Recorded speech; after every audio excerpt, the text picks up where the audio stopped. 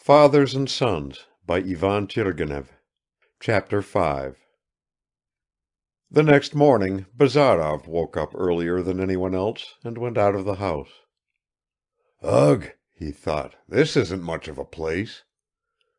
When Nikolai Petrovich had divided his estate with his peasants, he had to set aside for his new manor house 4 acres of entirely flat and barren land.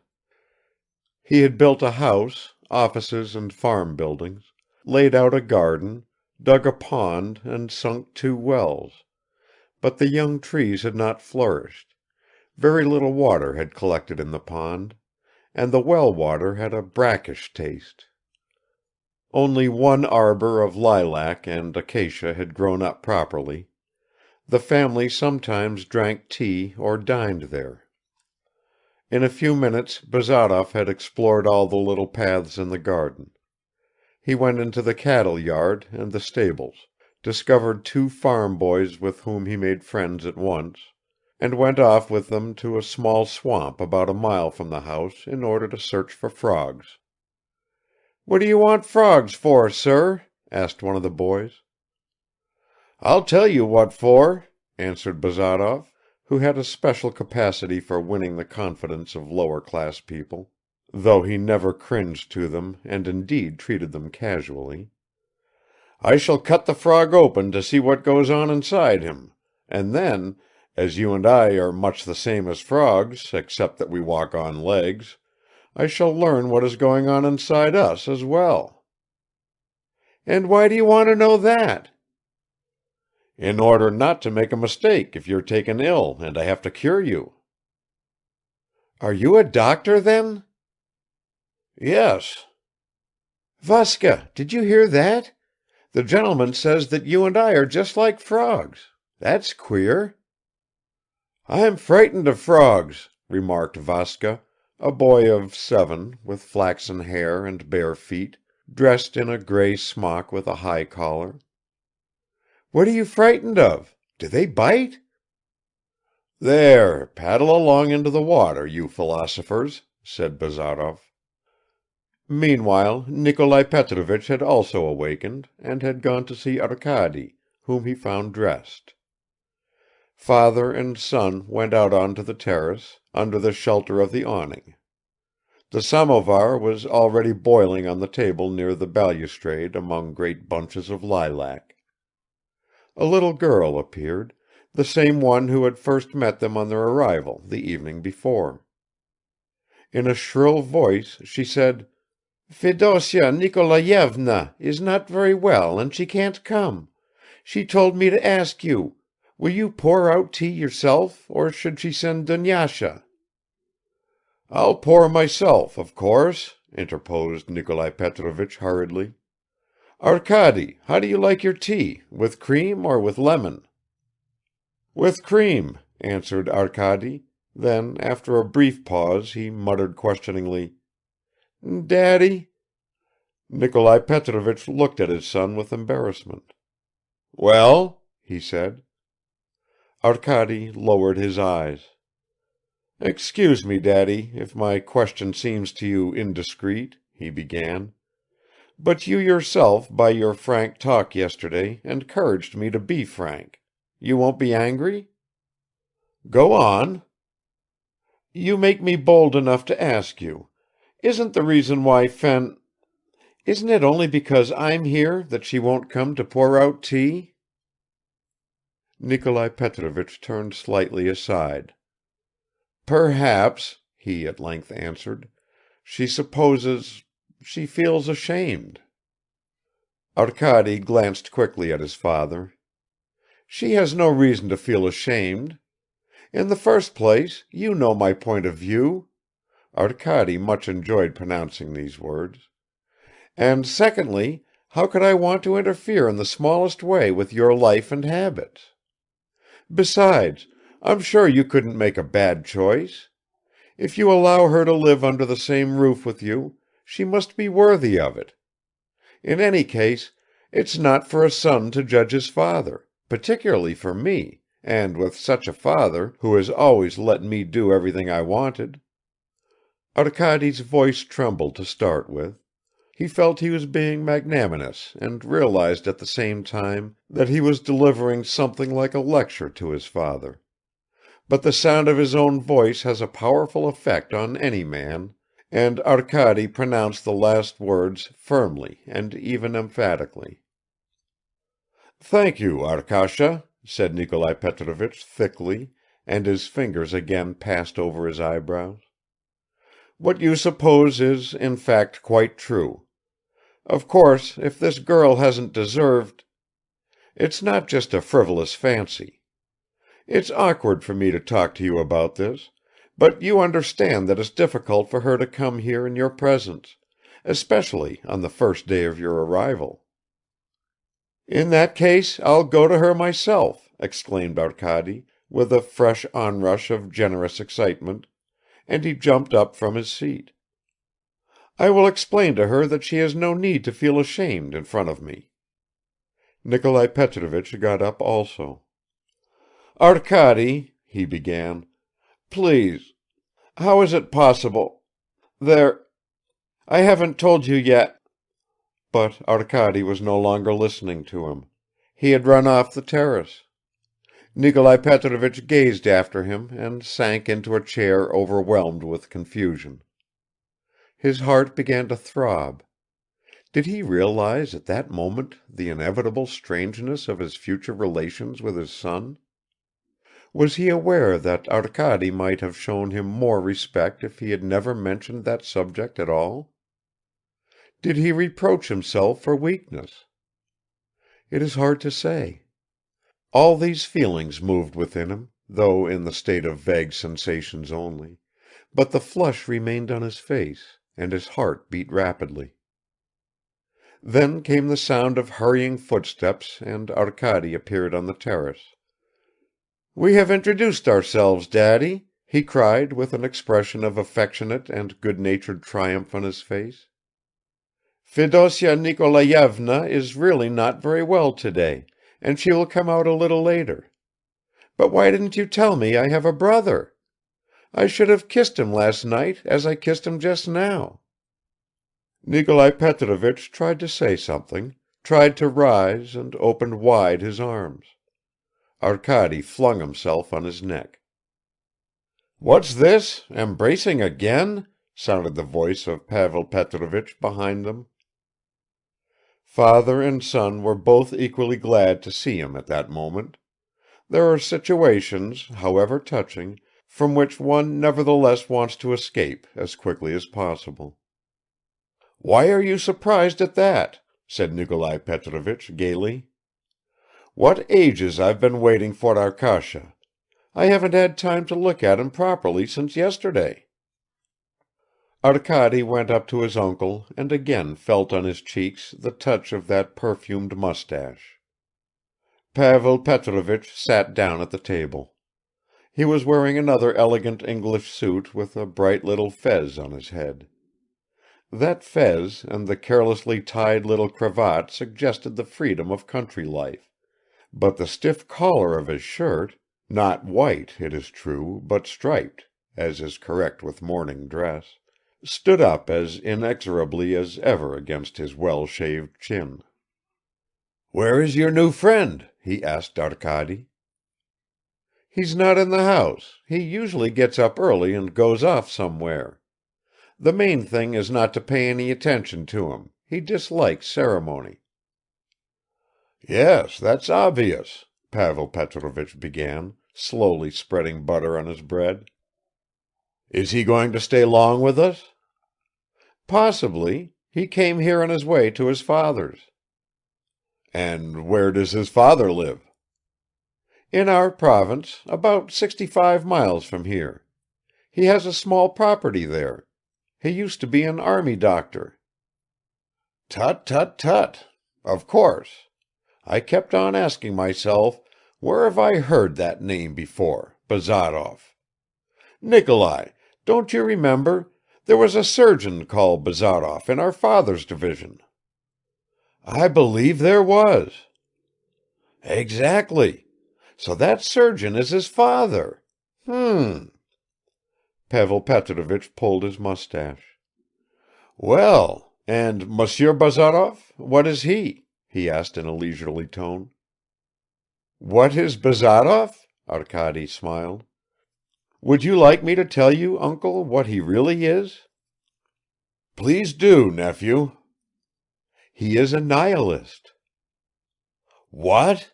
asked Nikolai Petrovich, while Pavel Petrovich lifted his knife in the air, with a small piece of butter on the tip, and remained motionless. "He is a nihilist," repeated Arkady. "A nihilist," said Nikolai Petrovich. "That comes from the Latin nihil, nothing, as far as I can judge. The word must mean a man who recognizes nothing?" "Say, who respects nothing," interposed Pavel Petrovich, and lowered his knife with the butter on it. "Who regards everything from the critical point of view," said Arkady. "Isn't that exactly the same thing?" asked Pavel Petrovich. "No, it's not the same thing. A nihilist is a person who does not bow down to any authority, who does not accept any principle on faith, however much that principle may be revered." "Well, and is that good?" asked Pavel Petrovich. "That depends, uncle dear. For some it is good, for others very bad." "Indeed. Well, I see that's not in our line. We old-fashioned people think that without principles, taken as you say on faith, one can't take a step or even breathe. Vous avez changé tout cela. May God grant you health and a general's rank, and we shall be content to look on and admire your what was the name?" "Nihilists," said Arkady, pronouncing very distinctly. "Yes. There used to be Hegelists and now there are nihilists. We shall see how you will manage to exist in the empty airless void. And now ring, please, brother Nikolai, it's time for me to drink my cocoa." Nikolai Petrovich rang the bell and called, "Dunyasha!" But instead of Dunyasha, Fenichka herself appeared on the terrace. She was a young woman of about 23, with a soft white skin, dark hair and eyes, childishly pouting lips and plump little hands. She wore a neat cotton dress, a new blue kerchief lay lightly over her soft shoulders. She carried a large cup of cocoa, and setting it down in front of Pavel Petrovich, she was overcome with confusion. The hot blood rushed in a wave of crimson under the delicate skin of her charming face. She lowered her eyes and stood by the table slightly pressing it with her fingertips. She looked as if she were ashamed of having come in, and somehow felt at the same time that she had a right to come. Pavel Petrovich frowned and Nikolai Petrovich looked embarrassed. "Good morning, Fenichka," he muttered through his teeth. "Good morning," she replied in a voice not loud but resonant, and casting a quick glance at Arkady, who gave her a friendly smile, she went quietly away. She had a slightly swaying walk, but that also suited her. For some minutes silence reigned on the terrace. Pavel Petrovich was sipping his cocoa; suddenly he raised his head. "Here is Mr. Nihilist coming over to visit us," he murmured. Bazarov was in fact approaching through the garden, striding over the flower beds. His linen coat and trousers were bespattered with mud. A clinging marsh plant was twined round the crown of his old round hat; in his right hand he held a small bag, in which something alive was wriggling. He walked quickly up to the terrace and said with a nod, "Good morning, gentlemen. Sorry I was late for tea. I'll join you in a moment. I just have to put these prisoners away." "What have you there? Leeches?" asked Pavel Petrovich. "No, frogs." "Do you eat them or keep them for breeding?" "For experiments," answered Bazarov indifferently, and went into the house. "So he's going to cut them up," observed Pavel Petrovich. "He has no faith in principles, but he has faith in frogs." Arkady looked sadly at his uncle. Nikolai Petrovich almost imperceptibly shrugged his shoulders. Pavel Petrovich himself felt that his epigram had misfired, and he began to talk about farming and the new bailiff who had come to him the evening before to complain that a laborer, Foma, was debauched and had become unmanageable. "He's such an Aesop," he remarked. "He announces to everyone that he's a worthless fellow. He wants to have a good time, and then he'll suddenly leave his job on account of some stupidity." End of chapter 5. Chapter 6. Bazarov came back, sat down at the table and began to drink tea hurriedly. Both brothers watched him in silence, and Arkady glanced furtively from one to the other. "Did you walk far this morning?" asked Nikolai Petrovich at last. "To where you've got a little marsh near an aspen wood. I scared away 5 snipe. You might shoot them, Arkady." "So you're not a sportsman yourself?" "No." "Isn't physics your special subject?" asked Pavel Petrovich in his turn. "Yes, physics, and natural science in general." "They say the Teutons have lately had great success in that line." "Yes, the Germans are our teachers in it," Bazarov answered carelessly.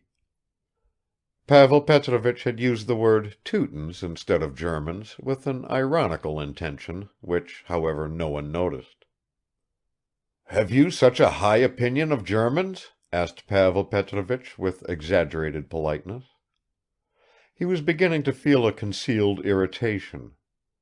Bazarov's complete nonchalance disgusted his aristocratic nature.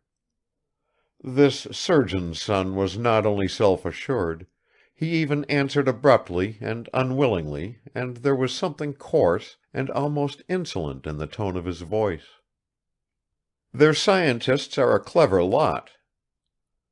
"Ah, yes. I expect you hold a less flattering opinion about Russian scientists?" "Very likely." "That is very praiseworthy self-denial," said Pavel Petrovich, drawing himself up and throwing back his head. "But how is it that Arkady Nikolaich was telling us just now that you acknowledge no authorities? Don't you even believe in them?" "Why should I acknowledge them or believe in them? If they tell me the truth, I agree. That's all." "And do all Germans tell the truth?" murmured Pavel Petrovich, and his face took on a distant, detached expression, as if he had withdrawn to some misty height. "Not all," answered Bazarov with a short yawn, obviously not wanting to prolong the discussion. Pavel Petrovich looked at Arkady, as if he wanted to say, "How polite your friend is." "As far as I'm concerned," he began again with some effort, "I plead guilty of not liking Germans. There's no need to mention Russian Germans, we all know what sort of creatures they are. But even German Germans don't appeal to me. Formerly there were a few Germans here and there, well, Schiller, for instance, or Goethe. My brother is particularly fond of them. But nowadays they all seem to have turned into chemists and materialists." "A decent chemist is 20 times more useful than any poet," interrupted Bazarov. "Oh, indeed," remarked Pavel Petrovich, and as if he were falling asleep he slightly raised his eyebrows. "So you don't acknowledge art?" "The art of making money or of advertising pills," cried Bazarov with a contemptuous laugh. "Ah, just so. You like joking, I see. So you reject all that very well. So you believe in science only?"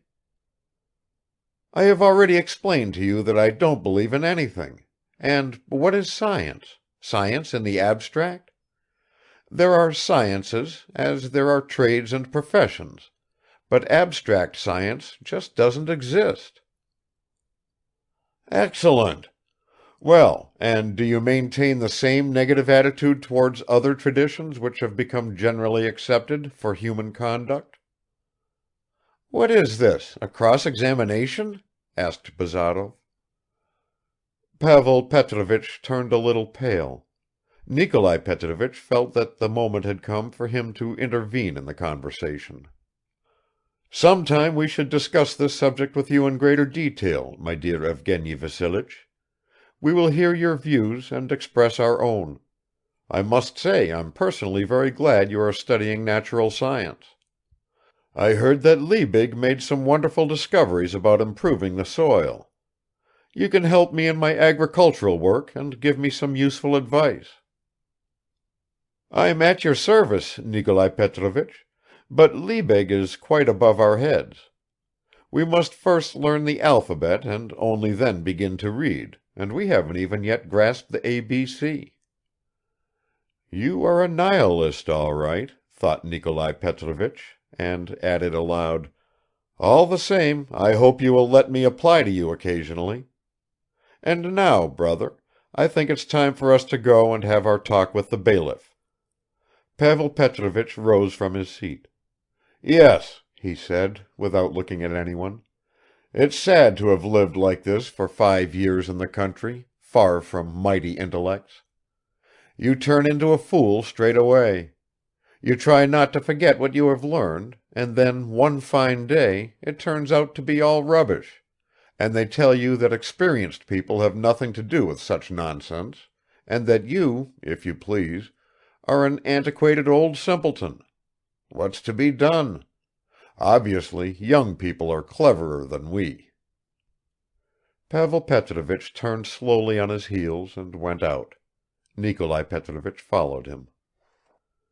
"Is he always like that?" Bazarov coolly asked Arkady directly the door had closed behind the two brothers. "I must say, Evgeny, you were unnecessarily rude to him," remarked Arkady. "You hurt his feelings." "Well, am I to humor them, these provincial aristocrats? Why, it's all personal vanity, smart habits and foppery. He should have continued his career in Petersburg, if that's his turn of mind. But enough of him. I've found a rather rare specimen of water beetle, Dytiscus marginatus.